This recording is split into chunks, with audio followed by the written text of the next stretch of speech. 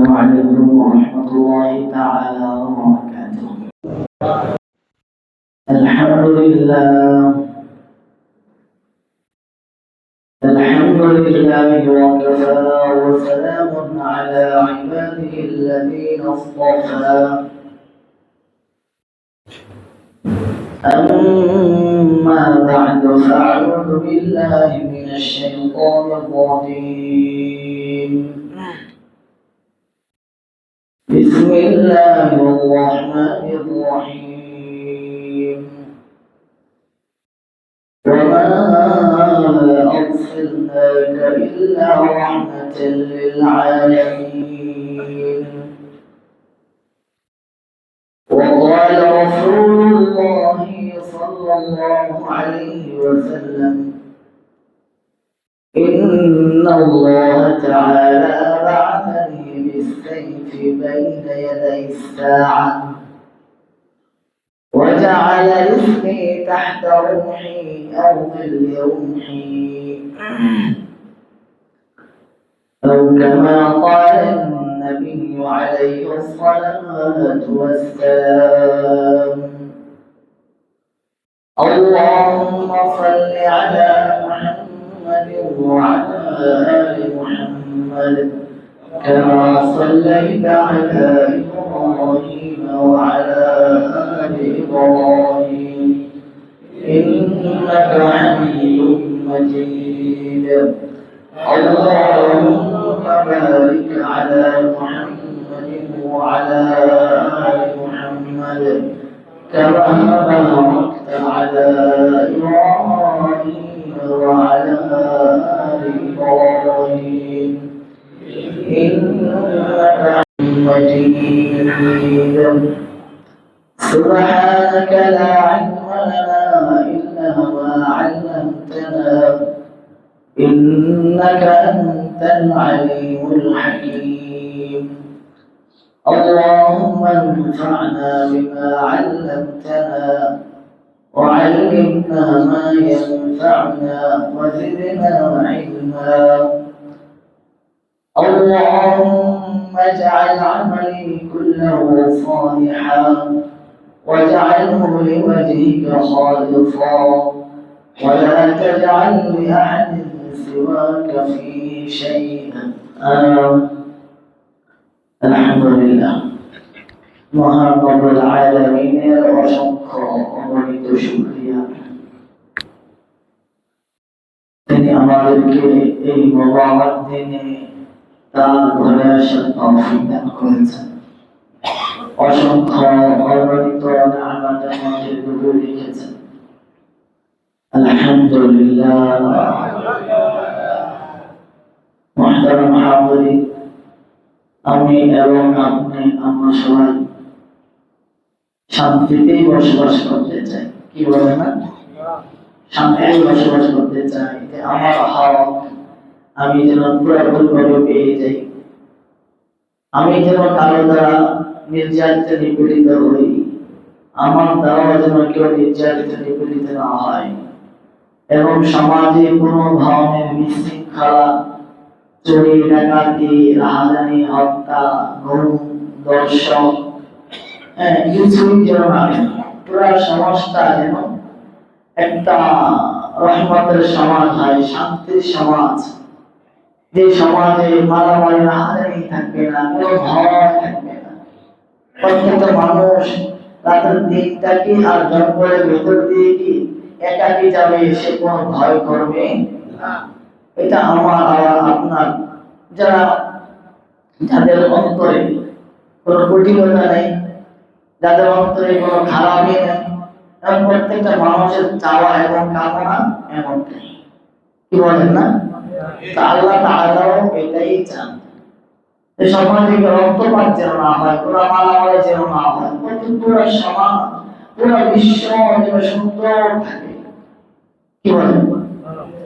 এই জন্যই যাতে করে পুরো সমাজ ইনসাফের সমাজ হয়, পুরো সমাজ শান্তি এবং রহমতের সমাজ হয়, প্রত্যেকটা মানুষ তার অধিকার ফিরে পায়, কোন মানুষ তার অধিকার থেকে বঞ্চিত না হয়, কোন মানুষ বিন্দু পরিমাণ জুলুম এবং নিগ্রহের শিকার না হয়, এই জন্যই আল্লাহ সুবহানাহু ওয়া তাআলা এই জিহাদের বিধান দিয়েছেন। হানাফি আলেম প্রসিদ্ধ কিতাব ফাতহুল কাদির এর মুসান্নিফ লেখক আল্লামা ইবনে হুমাম রাহিমাহুল্লাহ তিনি জিহাদের সংজ্ঞা দিয়েছেন। জিহাদ কাকে বলে? এর বলেন আল জিহাদু ইখলাউল আলাম আনিল ফাসাদ ওয়া দা'ওয়াতুহুম ইলা দ্বীনিল হক ওয়া কিতালুহুম ইল্লাম ইয়াকবাল। জিহাদ বলা হয় ইখলাউল আলাম আনিল ফাসাদ, পুরা বিশ্বকে ফাসাদ, ষড়যন্ত্র, বিশৃঙ্খলা থেকে মুক্ত করা। জিহাদের মাধ্যমে পুরা বিশ্বের মধ্যে যে বিশৃঙ্খলা আছে, বিশৃঙ্খলা বলতে চুরি, ডাকাতি, অন্যের হক মেরে খাওয়া, কারো হক না দেওয়া, রাষ্ট্রীয় সম্পদ চুরি করা, কলমের খোঁচায় কোটি কোটি টাকা মেরে দেওয়া। একজন চোর 10 টাকা চুরি করলে, এটা 500 টাকার জোতা চুরি করলো, তাকে হাতের সামনে পাইলে অবস্থা খারাপ করে ফেলে। কিন্তু ওই লেবাসধারী ভদ্রলোক কলমের খোঁচায় কোটি কোটি টাকা দেশের সম্পদ লুট করে নিয়ে যায়, তাকে দেখলে এনে মসজিদের সভাপতি বানিয়ে দেয়। এই আমাদের সমাজের অবস্থা। মাদ্রাসার সভাপতি বানিয়ে দেয়, ওয়াজ মাহফিলের সভাপতি বানিয়ে দেয়। যেই লেবাসধারী চোর, এরকে চোর বললে কি অন্যায় হবে? কি বলে? যে কলমের খোঁচায় রাষ্ট্রের কোটি কোটি হাজার কোটি টাকা লুট করে নিয়ে যায়, তাকে যদি চোর বলা হয়, চোরের কি হবে? অপমান হবে না? কি বলে? চোর শব্দ অপমান হবে। এমন ব্যক্তিকে আমরা কি করি? মসজিদ, মাদ্রাসা এবং বিশাল ইসলামিক ওয়াজ মাহফিলের সভাপতির চেয়ারটা দিয়ে দিই। কত অধপতনের মধ্যে আমরা চিন্তা করে দেখি। তো এই বিশৃঙ্খলা থেকে মুক্ত করার জন্যই জিহাদ। ইবনে হুমাম রাহিমাহুল্লাহ বলেন আল জিহাদ ওয়া দাওয়াতুহুম ইলা দ্বীনিল হক, দ্বীনে হকের দিকে দাওয়াত দেওয়া। দ্বীনে হক বলতে আল্লাহর দেওয়া ইসলাম। ইন্নাদ দীন ইনদাল্লাহিল ইসলাম, আল্লাহ তাআলার একমাত্র মনোনীত ধর্ম কোনটা ভাই? ইসলাম। নির্বাচিত ধর্ম কোনটা? ইসলাম। ওয়া কিতালুহুম ইল্লাম ইয়াকবালু। ইবনে হুমাম রাহিমাহুল্লাহ বলেন দ্বীনে হকের দাওয়াত দিতে হবে। এই দাওয়াত যারা কবুল করবে আলহামদুলিল্লাহ, আর এই দাওয়াত যারা কবুল করবে না তাদের বিরুদ্ধে যুদ্ধ করা, এটার নাম হলো জিহাদ। এটার নাম হলো কি বলেন? জিহাদ। জিহাদ হলো সন্ত্রাস দমন করার জন্য। আর এখন যারা জিহাদের কথা বলে, যারা জিহাদ সন্ত্রাস দমন করতে চায়, এদেরকে সন্ত্রাসী নাম দিয়ে দেয়। কারণ ওই পশ্চিমা বিশ্ব, ইহুদি খ্রিস্টানরা, আর আমরা মুসলমানরাও ওই পশ্চিমা এবং ইহুদি খ্রিস্টানদের মুখের শব্দটাই আমরা ব্যবহার করি। নাউযুবিল্লাহি মিন যালিক। কি বলেন ভাই? হ্যাঁ, চিন্তাও করি না কি ব্যবহার করছি। সে বলছে, আমিও বলছি। সে বলতো একটা শব্দ শিখিয়ে দিল, আমিও বলা শুরু করে দিলাম। আমিও। আল্লামা শাব্বির আহমদ উসমানী রাহিমাহুল্লাহ ভারত মহাদেশের একজন প্রসিদ্ধ আলেম ছিলেন। তিনি জিহাদের হিকমত বর্ণনা করেছেন। কেন আল্লাহ তাআলা এই উম্মতের উপর জিহাদকে শরীয়ত সিদ্ধ করলেন, কেন ফরজ করলেন? একটা বলেন জিহাদের মাধ্যমে দ্বীনের পথ খুলে যায়। দ্বীনের প্রচার প্রসারে না থাকলে মুসলমানদের শক্তি থাকে, দ্বীনের দাওয়াত যেখানে যে কোনো জায়গায় যেখানে ইচ্ছা দেওয়া যায়।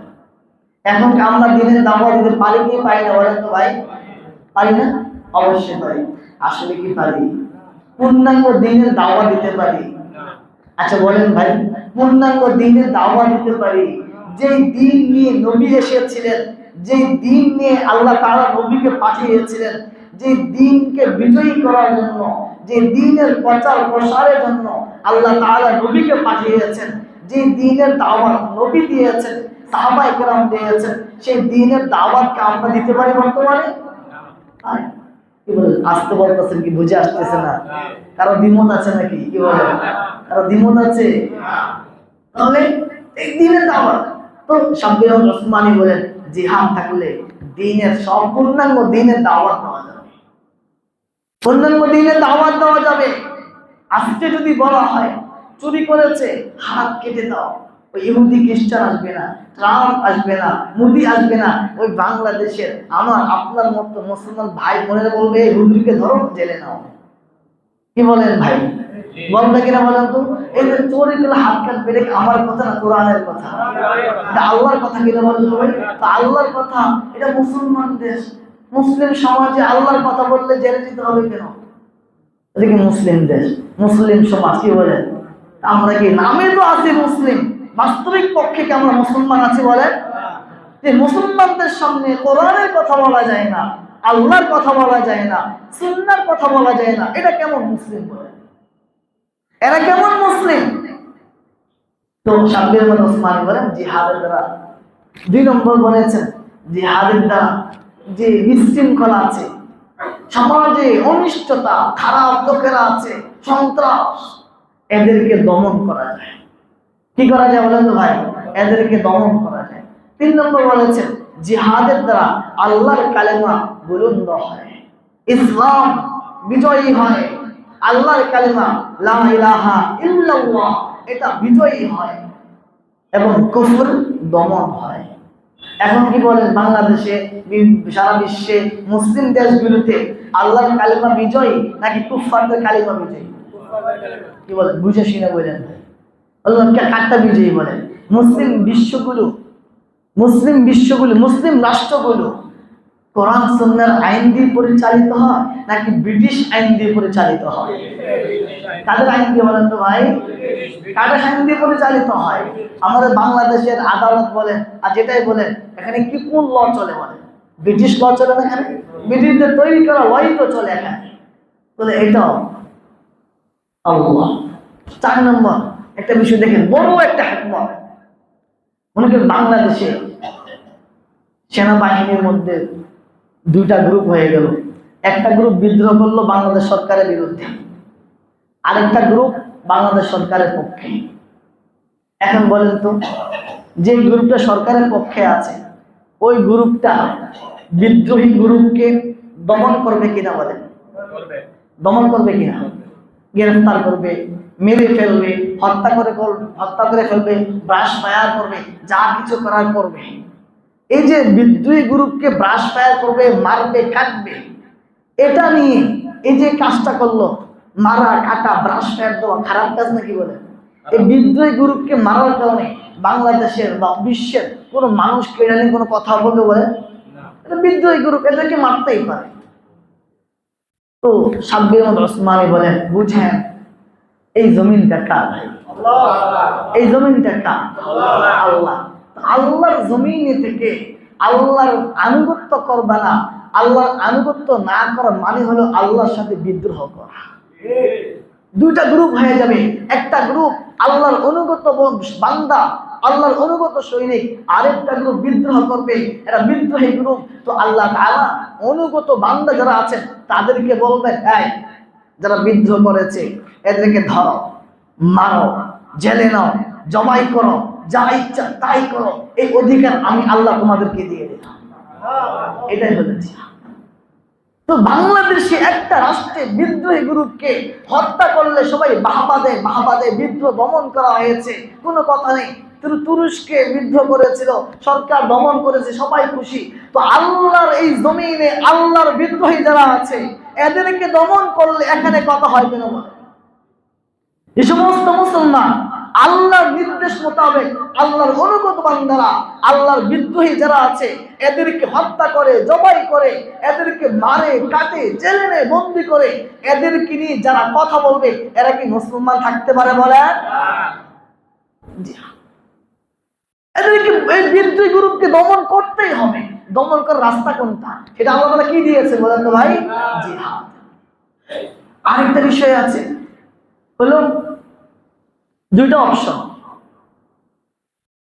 আল্লাহ তাআলার যারা বান্দা আছে, প্রথম অপশন তুমি আল্লাহর গোলামি করবা। কার গোলামি বলেন তো ভাই? আল্লাহর গোলামি। দ্বিতীয় অপশন, আল্লাহর গোলামি ভালো লাগে না তাহলে আল্লাহর গোলামদের গোলামি করো। কার গোলামি করো?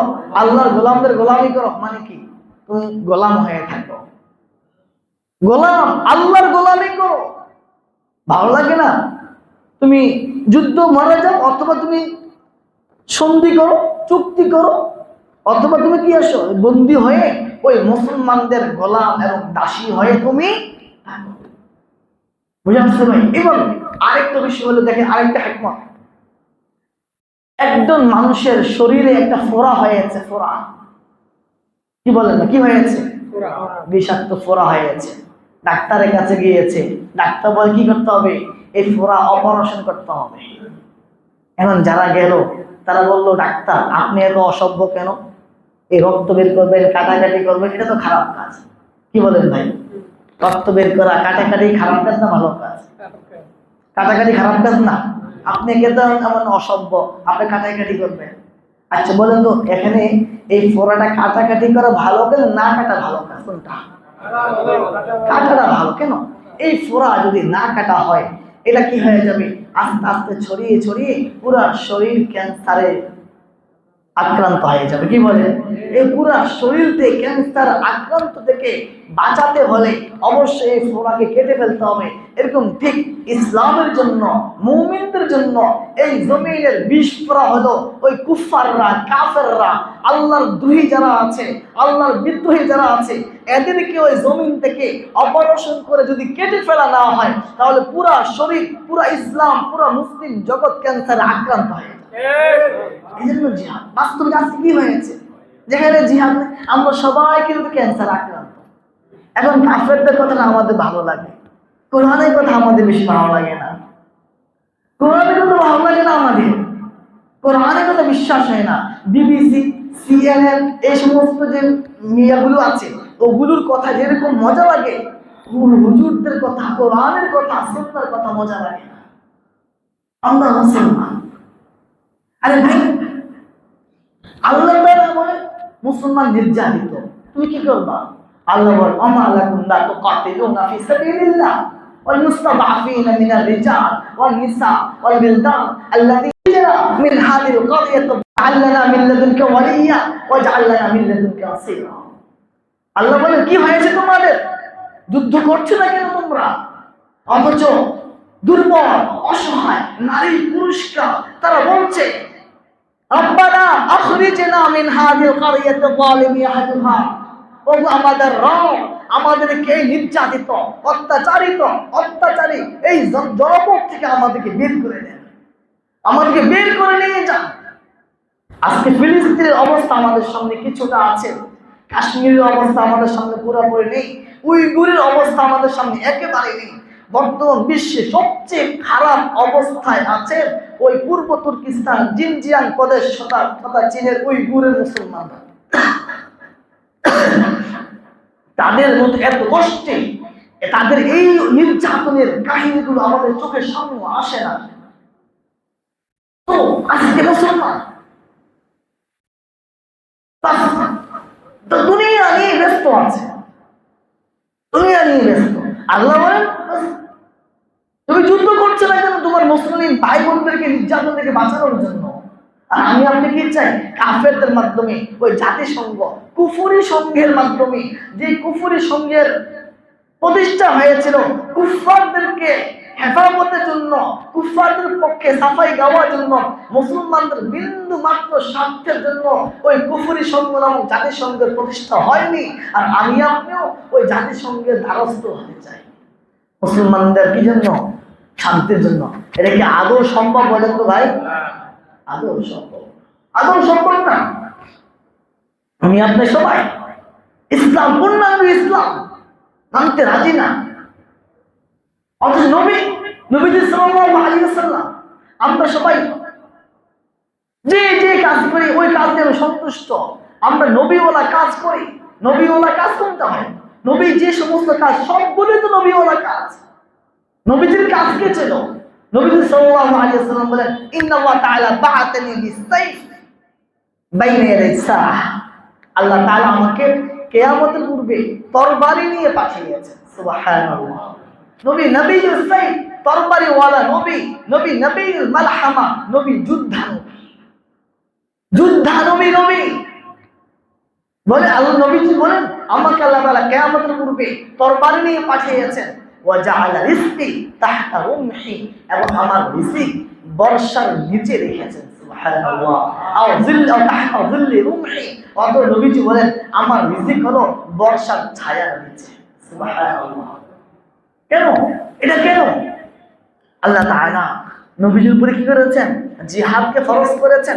এইজন্য তো নবীজি বলেন উমিরতু আন উকাতিলান নাস হাত্তা ইয়াকুলু লা ইলাহা ইল্লাল্লাহ ফাইযা ক্বালুহা আসামু মিন্নি দিমাআহুম ওয়া আমওয়ালাহুম ইল্লা বিহাক্কিহা ওয়া হিসাবুহুম আলাল্লাহ। আল্লাহ বলেন, আল্লাহ আমাকে, নবীজি বলেন আমি আদিষ্ট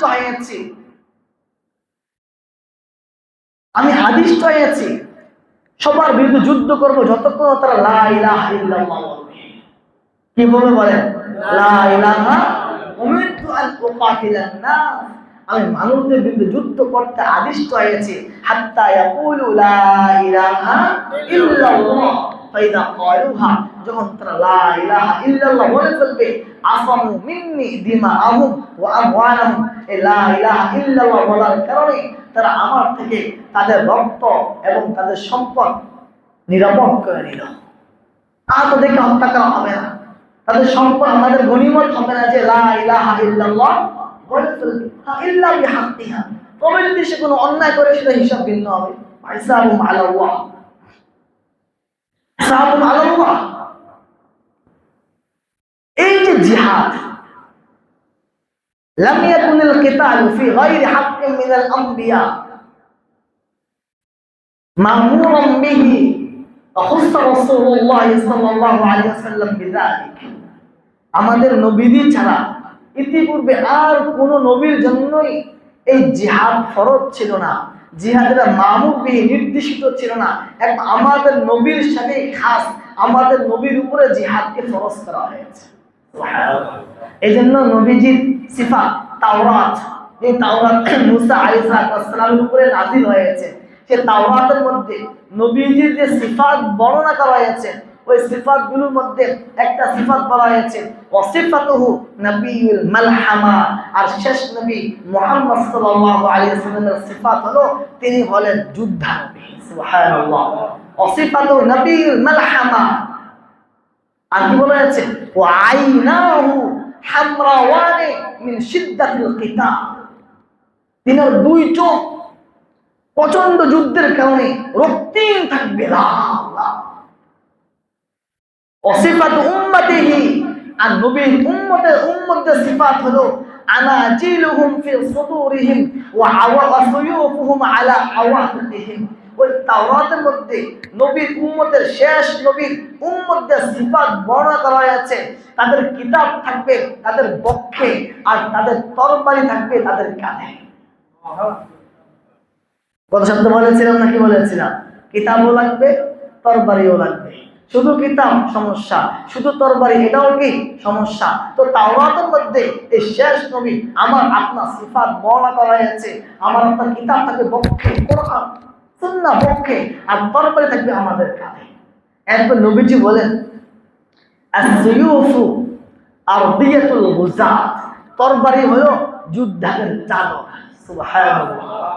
তরবারি হলো কি বলেন? যোদ্ধাদের চাদর।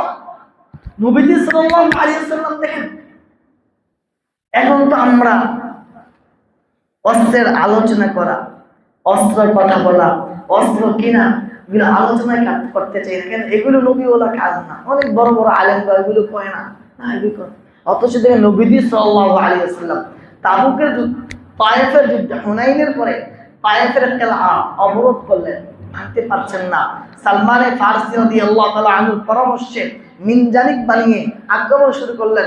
দুইজন সাহাবীকে, উরওয়া ইবনে মাসউদ রাদিয়াল্লাহু আনহু এবং গাইলান ইবনে মাসতারা, দুইজন সাহাবীকে নবীজি পাঠালেন জুরাশ নামক এলাকা, শামের বর্তমান সৌদি আরবের আসির এলাকায়। ওই সময়ের তরবারির জন্য প্রসিদ্ধ ছিল, অস্ত্রের জন্য প্রসিদ্ধ ছিল। নবীজি ওই জায়গায় পাঠিয়েছেন তরবারি, অস্ত্র, ট্যাঙ্ক এবং গাড়ি, এই যুদ্ধের গাড়ি কেনার জন্য। শুধু কেনার জন্য না, নবীজি বলেছেন অস্ত্র কিনবা এবং অস্ত্র বানানোটাও শিখে আসবা। সুবহানাল্লাহ। টেকনোলজি যেটা, শুধু ক্রয় করে নিয়ে আসবা না, না, নবীজি এটা তো শুধু পাঠান নাই, বলেছেন এগুলো কিনবা, সাথে টেকনোলজি যেটা এগুলো বানানোর যে সিস্টেম ওগুলো শিখে আসবা। সুবহানাল্লাহ, এটা নবীওয়ালা কাজ নাকি বলে? অস্ত্র শিখা, অস্ত্র বানানো, অস্ত্র তৈরি করা, এটা নবী করেছেন কিনা বলেন তো ভাই? কেন বলেন তো? কারণটা কি? নবীজি কেন এটা করলেন? অস্ত্রের কথা বলেন, অস্ত্র বানাইতে বললেন, কারণটা কি? কারণটা হলো উলামায়ে কেরাম বলেন কাফেররা আধ্যাত্মিক শক্তি, রোহানি শক্তিকে ভয় পায় না। আমি এবং আপনি রোহানি শক্তিকে, অমুক বড় পিসা তিনি তার রোহানিয়ত দিয়ে আমাকে জ্বালিয়ে দিবেন, পিসা অনেক বড় আলেম, রোহানি শক্তিকে ভয় পায়। কাফেররা এই রোহানি আধ্যাত্মিক শক্তিকে ভয় পায় না, কাফেররা ওই লজিস্টিক শক্তিকে ভয় পায়, মাদ্দী শক্তি, অস্ত্রের শক্তিকে ভয় পায়। এই 30-40-50 লক্ষ মানুষ হজে একত্রিত হয়, কাফেরদের কোনো আফসোস নাই। সারা পৃথিবীর মানুষ যদি ওই পীর সাহেবদের মুরিদ হয়ে যায় তাহলে কাফেরদের কোনো আফসোস নাই, কোনো ক্ষতিও নাই। আছে বলেন তো ভাই? যদি 10 জন মানুষ অস্ত্র হাতে নেয় কাফেরদের মাথা গরম হয়ে যায়, এবং কাফেরদের 5 গোলাম যারা আছে এদের মাথা গরম হয়ে যায়। কেন? ওই কাফেররা রোহানি শক্তিকে ভয় পায় না, কাফেররা মাদ্দী এবং লজিস্টিক শক্তিকে ভয় পায়, অস্ত্রের শক্তিকে ভয় পায়। আপনি 60-70-50 লক্ষ মানুষ নামাজি, সবাই মিলে ইবাদত করতেছি আমরা, এরা গেলে ভয় পায় না। মনে করি সারা বাংলাদেশের মানুষ একদিন, মনে করেন বাইতুল মোকাররমে ঘোষণা দেওয়া হলো অমুক তারিখ অমুক দিন আমরা সবাই মিলে কি করবো? খতমে ইউনূস পড়ব। কি বলবো বলেন? খতমে ইউনূস পড়ব। কেন? যাতে করে ভারতের মোদির কি হয়ে যায়? পরাজয় হয়ে যায়, কাশ্মীর যেন বিজয় হয়ে যায়। একদিন খতমে ইউনূস পড়ব, একদিন খতমে কোরআন পড়ব, আরেকদিন খতমে জালালি পড়ব, আরেকদিন দুরুদে নারিয়া পড়ব। কি বলেন? কি বলেন? একদিন, 100 দিন, 1000 দিন, লক্ষ কোটি দিন যদি এই খতম করা হয়, ওই কাফেরদের একটা চুলো কি বাঁকা হবে? একটা চুলো কি বাঁকা হবে? না। যদি এই দোয়ার খতমের মাধ্যমেই হতো তাহলে নবী সাল্লাল্লাহু আলাইহি ওয়াসাল্লামের ওই মদিনা থেকে বদরে যাওয়ার কোনো প্রয়োজন ছিল না। নবীজি মদিনায় বসে বসে দোয়া করেন নাই, নবীজি বদরে গিয়েছেন, যা ছিল উপস্থিত তরিক, যার যা আছে বের হয়ে যাও, সাহাবায়ে কেরাম বের হয়ে গিয়েছেন, বদরে উপস্থিত হয়েছেন। নবী সাল্লাল্লাহু আলাইহি ওয়াসাল্লাম একদিকে 313 অস্ত্র নেই, ঘোড়া নেই, ওট নেই, ওদিকে 1000 সশস্ত্র, তারপর নবীজি এমন দোয়া শুরু করলেন। আবু বকর বলেন নবী যথেষ্ট হয়েছে, আর প্রয়োজন নাই, আপনার রব অবশ্যই আপনার দোয়া কবুল করবেন। ও ভাই, নবীর জন্য যদি আল্লাহ সাহায্য পাওয়ার জন্য ঘর ছাড়তে হয়, এলাকা ছাড়তে হয়, শহর ছাড়তে হয়, ময়দানে যেতে হয়, আর আমি এবং আপনি কত বড় আল্লাহ ওয়ালা হয়ে গেলাম, আমার আপনার ঘর ছাড়া লাগে না, এলাকা ছাড়া লাগে না, মসজিদ ছাড়া লাগে না, মাদ্রাসা খানকা ছাড়া লাগে না আল্লাহর সাহায্য পাওয়ার জন্য। নাউযুবিল্লাহ মিন যালিক। আমি আপনি বড় আল্লাহওয়ালা। নবী সাল্লাল্লাহু আলাইহি ওয়াসাল্লাম বলেন তুমি বড় আলিম হইতে পারো, মান লাকিয়াল্লাহ বিগাইরি আসারিন মিন জিহাদ লাকিয়াল্লাহ ওয়া ফিহি সুন্নাহ। নবী সাল্লাল্লাহু আলাইহি ওয়াসাল্লাম বলেন যে ব্যক্তি আল্লাহর সাথে সাক্ষাৎ করলো এই অবস্থায় সে তার মধ্যে তার শরীরে জিহাদের কোনো চিহ্ন নেই, তাহলে সে আল্লাহর সাথে সাক্ষাৎ করলো তার দ্বীনের অসম্পূর্ণ অবস্থায়। দ্বীন অসম্পূর্ণ। জিহাদের আসল মানে কি? জিহাদ করেছে অথবা জিহাদের জন্য সে দৌড়িয়েছে, ধুলোবালি লেগেছে, জিহাদের জন্য রাত বাড়ি ছাড়তে হয়েছে, জিহাদের জন্য ঘর ছাড়তে হয়েছে, আপন জনদের বকা শুনতে হয়েছে, আপন জেলে যেতে হয়েছে জিহাদের জন্য। এই হলো আসল। এই চিহ্ন যদি কারো মধ্যে না থাকে, সে যত বড় পীর সাহেব হোক না কেন, যত বড় আলিম হোক না কেন, যত বড় খতিব আর ইমামই হোক না কেন, যত বড় মুবাল্লিগই হোক না কেন, নবী সাল্লাল্লাহু আলাইহি ওয়াসাল্লামের কথা অনুযায়ী, বক্তব্য অনুযায়ী তার দ্বীন অসম্পূর্ণ, তার দ্বীন অসম্পূর্ণ। অফিহি যুলমা, যুলমাতুন। কি বলেন ভাই? কথাগুলো কি বানিয়ে বলছি? কথাগুলো বানিয়ে বলছি। এখন বলতেন আমাদের নবী যে রহমতের নবী, এই যুদ্ধে আবার মারামারি, আগে বলেছি মারামারি কি কখনো কোনো মারামারিটাই কি রহমত? কি বলেন? কাটাকাটিটাই কি রহমত? আমাদের নবী রহমত। দেখেন আমাদের নবী রহমত না? সবার জন্য রহমত, কাফেরদের জন্য রহমত, মুসলমানদের জন্য রহমত। কাফেরদের রহমত কিভাবে হইল? কাফেরদেরকে তো মেরে ফেলা হয়, আগেকার উম্মতের যুগে কোন মানুষ যদি নবীকে না মানত, আসমান থেকে আযাব এসে ওই পুরা কওমকে ধ্বংস করে দিত। কিন্তু আল্লাহ তাআলা আমাদের নবীকে জিহাদের বিধান দিয়েছেন, যার কারণে আসমান থেকে আযাব ও গজব এসে কোন জাতিকে ধ্বংস করে দেওয়া হয় না। কি বলেন? তো রহমত হলো কিনা? সুযোগ দেওয়া হয়েছে না? কাফের থেকে সুযোগ দেওয়া হয়েছে, তুমি চিন্তা করো, তুমি চিন্তা করো, ইসলামে আসতে পারো, সুযোগ আছে। আগে সুযোগ দিত, মানবে না, বা পুরো কওমকে ধ্বংস করে দেওয়া। এখন না, এটা করা হবে না। আরে ভাই, যুদ্ধের ময়দানে আপনি আহত হয়েছেন, রক্ত বের হয়েছে, কি হবে আপনার? যুদ্ধ করেছেন, সামান্য পরিমাণ যুদ্ধ করেছেন, আপনার কি লাভ হবে? হাদিসে নবী সাল্লাল্লাহু আলাইহি ওয়াসাল্লাম বলেন, মান কাতালা ফুওয়াকা নাকাতিন ফি সাবিলিল্লাহ ফাকাদ ওয়াজাবাত লাহুল জান্নাহ। যে ব্যক্তি আল্লাহর রাস্তায় ওটের এবং গাভীর যে দুধ দহন করে, দেখেছেন আপনারা? কি বলেন? দুধ দোহাইতে দেখেছেন? দুধ দোহাই দেখেন নাই? দুধ দোহাইতে দুধ দুধের দুটো অবস্থা। একটা হলো কি, ওই দুধ আসার জন্য বাচ্চাকে দুধের মুখে দিয়ে বাচ্চাকে দূরে সরিয়ে দেয়। গাভী যখন বুঝতে পারে বাচ্চা খাচ্ছে না, দুধ বন্ধ করে দেয়। আবার কি করে? বাছুরকে নিয়ে আসে, আবার একটু মুখে দিয়ে আবার নিয়ে যায়। এই যে সময়টা কতক্ষণ? আবার কেউ কেউ বলেছে এটাও না, বরং এই যে টান দেয়, দিল উপরে গেল, এই যে সময়টা, কেউ যদি এই সামান্য পরিমাণ সময়ও আল্লাহর রাস্তায় জিহাদ ফি সাবিলিল্লাহর মধ্যে জিহাদ করে, নবী সাল্লাল্লাহু আলাইহি ওয়াসাল্লাম বলেন তার জন্য জান্নাত ওয়াজিব হয়। ফাকাদ ওয়াজাবাত লাহুল জান্নাহ। নবী সাল্লাল্লাহু আলাইহি ওয়াসাল্লাম বলেন, মান জুরিহা জুরহান ফি সাবিলিল্লাহ আও মুকিবা নাকবাতান। যে ব্যক্তি আল্লাহর রাস্তায় জখম হলো, আহত হলো, কাল অবস্থা কি হবে?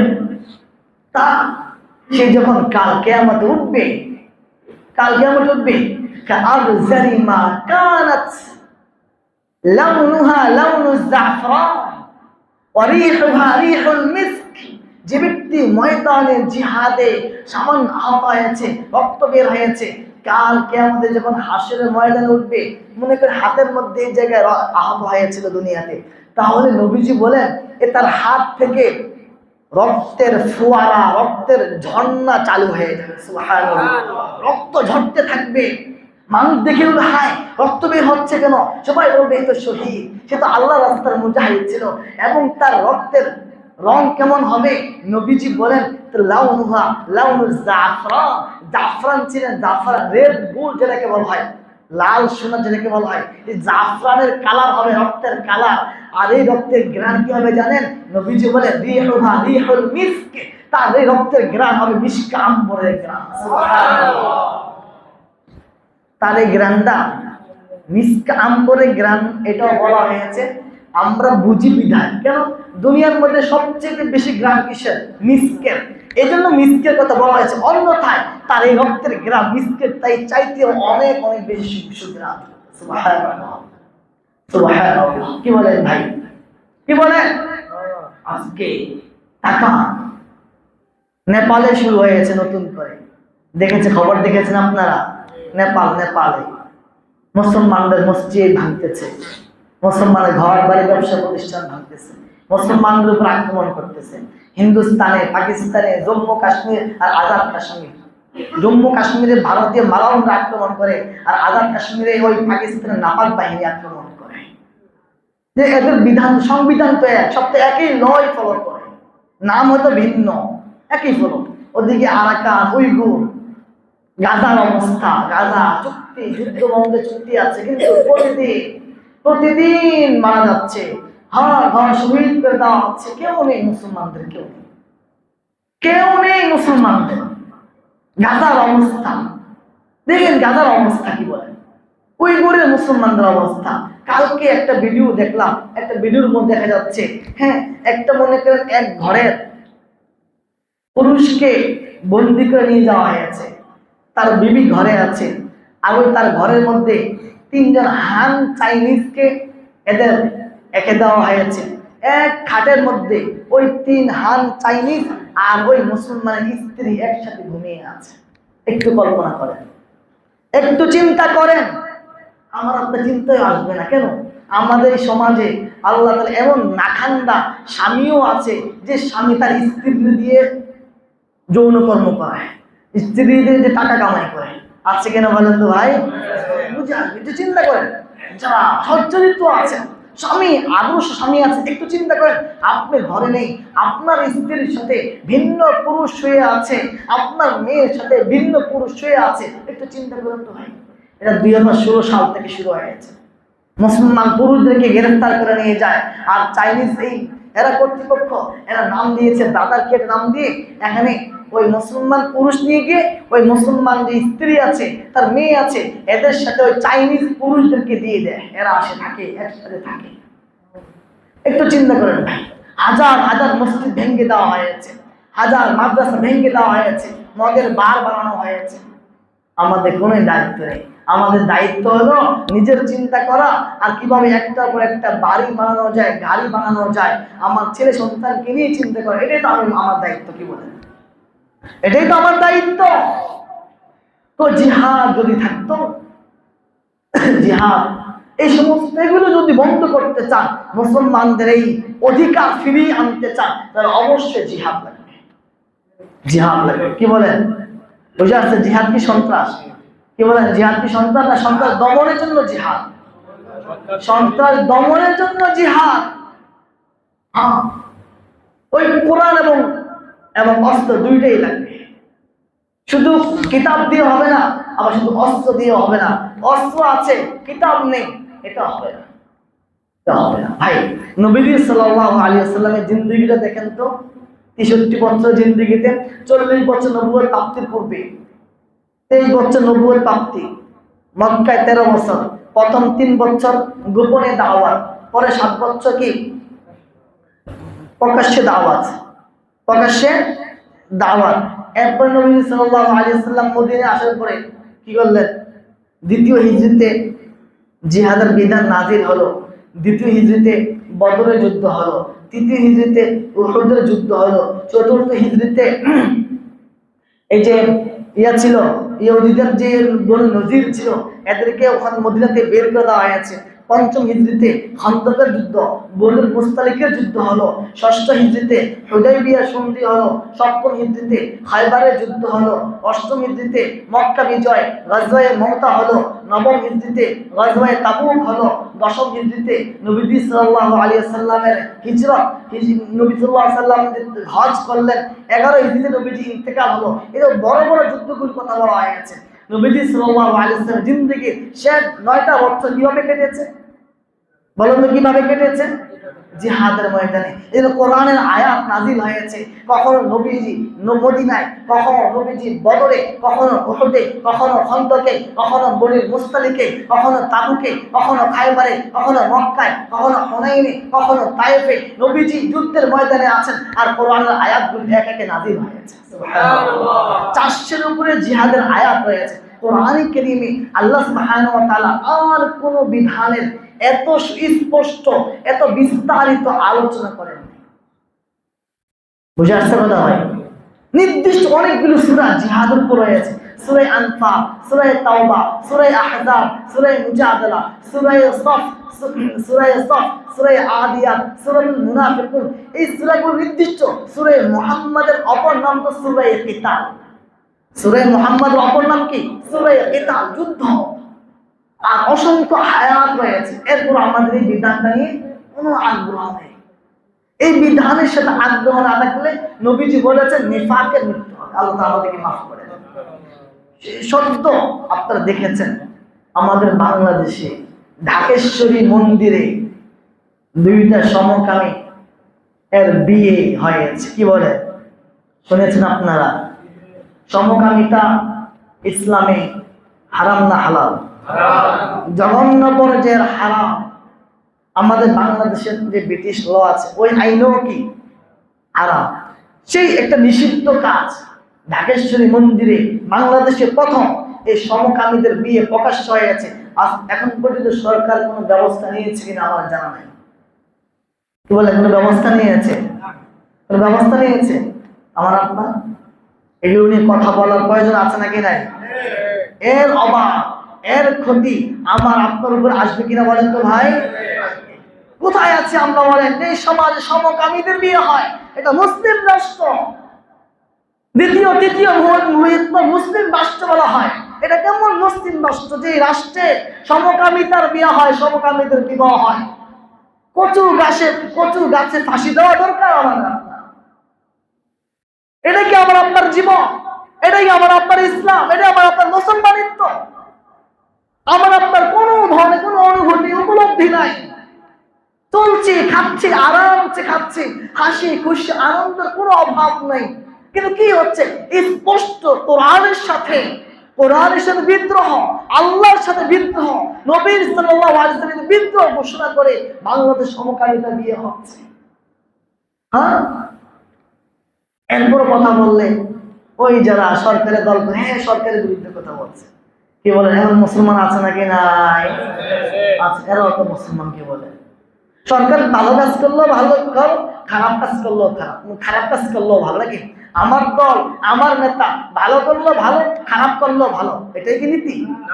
এটাই নীতি হওয়া দরকার। আমার আপনার বলেন, আমার নেতা আগে, আমার কোরআন আগে, আমার ইসলাম আগে, আমার প্রথম পরিচয় আমি বাঙালি নাকি মুসলিম?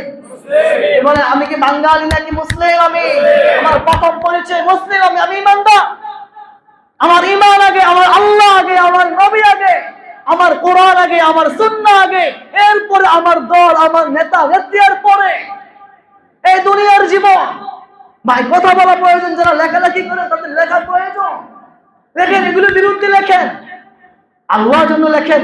আপনার এই জীবন কেড়ে নিয়ে যাবে, আপনার জীবনে যা আছে তাই হবে, এর বেশি কিছুই হবে না, এর কম হবে না। আপনি লিখলে যা হবে, না লিখলেও তাই হবে। লিখে মধ্যে মুজাহিদের মতো, ওই শিয়ালের মতো 1000 বছর বাঁচার চেয়ে সিংহের একদিন বেঁচে থাকা উত্তম। আমরা শিয়ালের মতো বাঁচতে চাই না, সিংহের মতো গর্জন দিয়ে, বাঘের মতো গর্জন দিয়ে বাঁচতে চাই। 1000 বছর বাঁচার প্রয়োজন নাই, 1 ঘন্টা বাঁচবো, একদিন বাঁচবো, ওই সিংহের মতো গর্জন দিয়ে বাঁচবো।